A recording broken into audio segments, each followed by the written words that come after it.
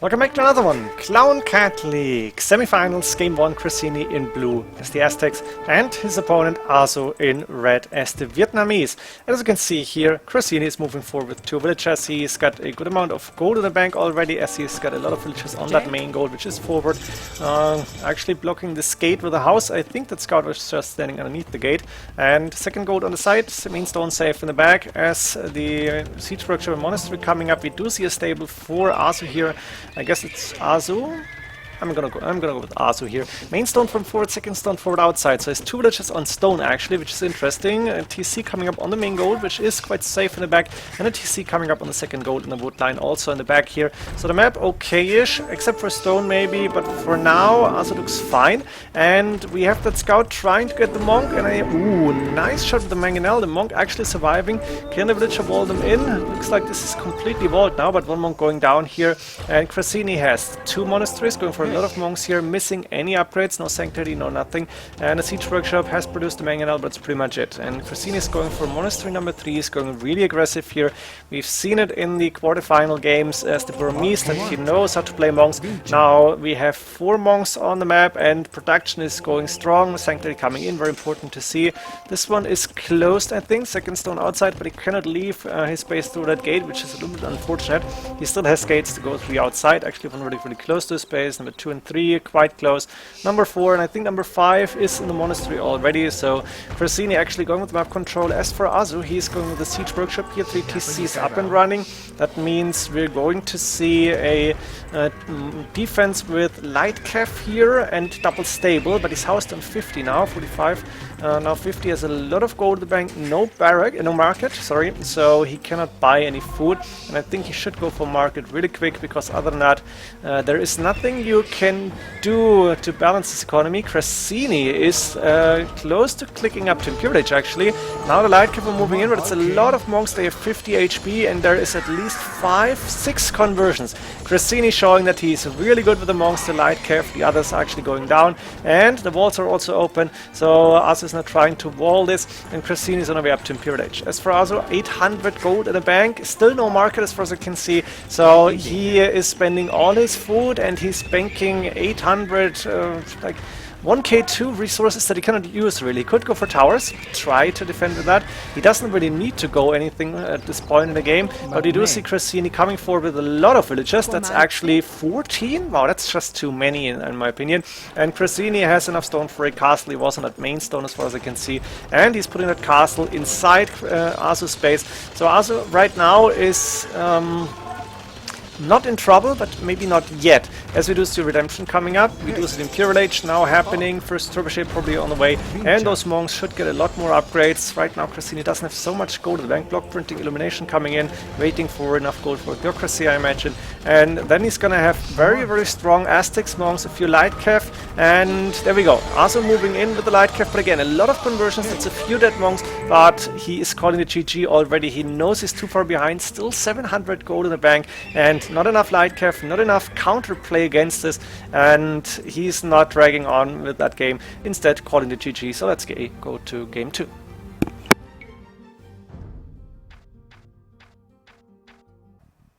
And here it is, and I hope to see monks here, because Chrazini, as the Byzantines, is with a lot of villagers on the main gold again, which is forwardish on the side, second gold on the side, but safe in the back, main stone safe in the back, second stone outside, third gold forward outside. Chrazini is moving villagers already, and he is playing against Azu as the Burmese. Azu is on stone with 4 villagers on the main stone, which is forward, main gold on the side, second stone on that same side is outside, second gold safe in the back, and the third gold forward.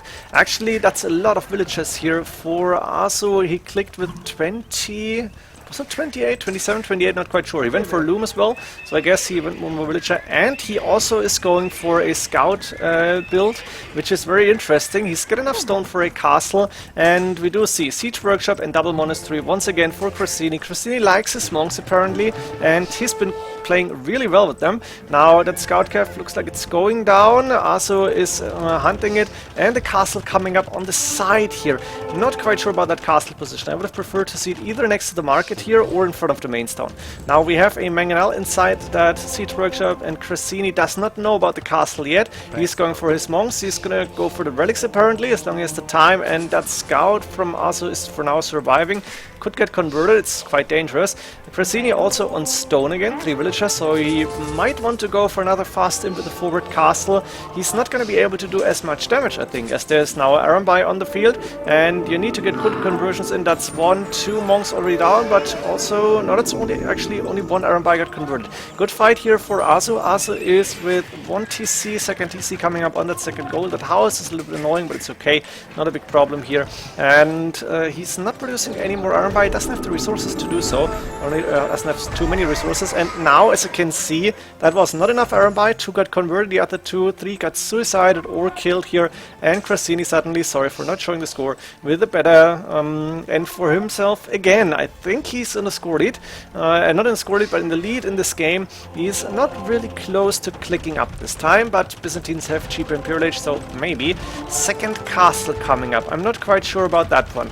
Going for 2 castles against Byzantines player who is going monks and could go fast imp means you need to have a plan, you need to go for a lot of military, and I think if he's continuously producing Arambai, we might see Azu turn this around, take that forward, and then Chrazini would be in trouble. Like this, Chrazini's on the way up to Imperial Age, got a good amount of monks here, and has only 1 TC, I guess. Yeah, enough stone for a castle soon, and he's sending villagers forward once again.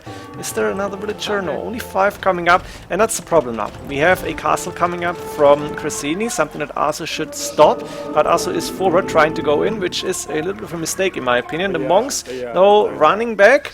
I won't do what? Not quite sure. Didn't really see this. Ooh!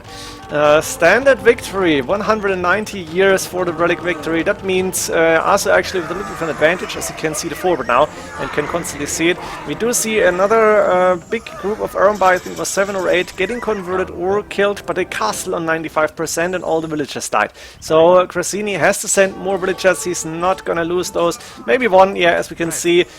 He's losing 2 and there's more Arambai coming in. Wow, that's gonna be a slaughter for the Arambai, but at the same time more villagers going down. Chrazini is on how many villagers? On 33 only, and the castle is still at 95%.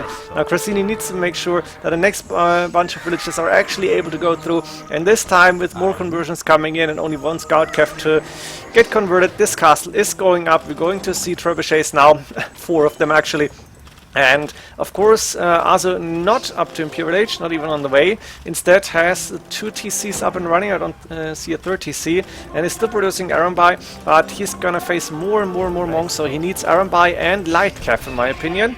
Only got 1 stable. It's again that all-in play where you need to go full Castle Age or be on the way up to Imperial Age.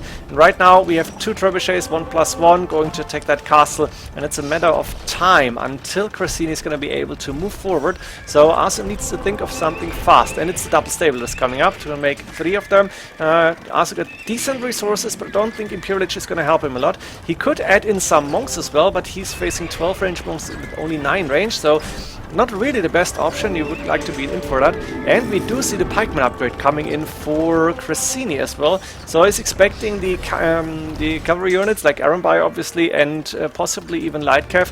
And while the 2 castles are going down, Chrazini is preparing for the counter army, or is preparing his own counter army. We do see Arambai going down, quick gates and a few conversion attempts, but Azu is sacrificing these Arambai, and now he doesn't have military units, while Chrazini has 40. That's 10 times what Azu has. Azu needs to go back here, and we might see the GG once again, because what do you do against trebuchets? Converted Arambai, and that's 11 of them, and then there's a bunch of monks, 20 in total. You do nothing. You're waiting for your death, because Azu too far behind, and Chrazini 100 population, and there it is. GG being called. Chrazini showing once again that he knows how to play monks, even against the monks. If we didn't see the monk war, we did see 5 stables in the end, but it was not enough. A lot of converted Arambai, and in the end Chrazini winning the second game, and we're going to see a match game here.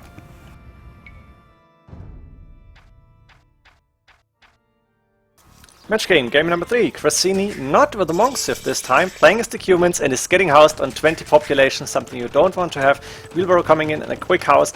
A TC on that main gold and the wood line, a nice TC spot. Main gold on the side, second gold safe in the back, main stone on the side here.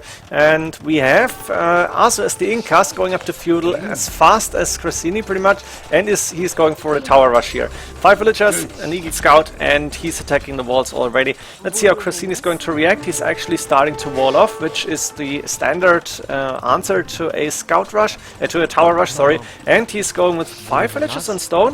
I think he should complete the walls here towards the mill and towards the gate. But okay, we have Azu moving in with the 5 villagers, and he's going to build a tower which is not in range of the TC, barely, but that's good for him. I think TC firing to like right here, and the barracks also coming up, so Azu is the one who's going aggressive in this game. Main gold for him forwardish, second stone and third gold outside, main stone forward, and only the second gold safe in the back. Therefore, I think it's good for him to go forward with the towers. We have a defensive tower coming up, actually 2 of them, for Chrazini to protect the main gold, to protect the main stone, and it makes sense. Quick houses coming up, wow, that was beautiful. Azu tried to go in, he's not able to do so. I imagine he has done the, oh yes, +1 attack and +1 defense for those eagles as well as the villagers. Now third tower coming up, but this one is not doing too much. I think you should add in some archers, go for the bozeman rush, and then possibly all in eagles. That's an option at least. Eagle Scout's not as strong, but maybe Castle Age and Eagle Warriors might be good. Then again, you're going to be behind in economy already, so I'm not quite sure what the best option is. We could also see a fast imp here, like go with the castle, try to get it next to the main TC and make sure that Chrazini is always in trouble. Nice tower here, it at least denies the wood line. The main goal I think is still safe, and we don't see fletching. No, fletching done for Azu, very good to see. He is with a lot of villagers on barriers, is now 3 villagers on the main goal. And I think he should be thinking about Castle Age now, or at least thinking about going there and trying to get food in. That's tower number 4, 5, 6 coming up. That's a lot of investment. Of course, Incas have cheaper towers, but still. And for now, he's not putting the pressure.